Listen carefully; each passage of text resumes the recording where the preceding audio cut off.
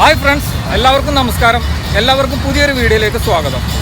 ഇന്ന് ഭയങ്കര ജനത്തിരക്കാണ് കേട്ടോ നിലമ്പൂർ. എല്ലാ വർഷവും ജനുവരി ആദ്യവാരം അല്ലെങ്കിൽ രണ്ടാം വാരത്തിലൊക്കെ നടക്കുന്ന ഒരു ഉത്സവമാണ് നിലമ്പൂർ പാട്ടുത്സവം.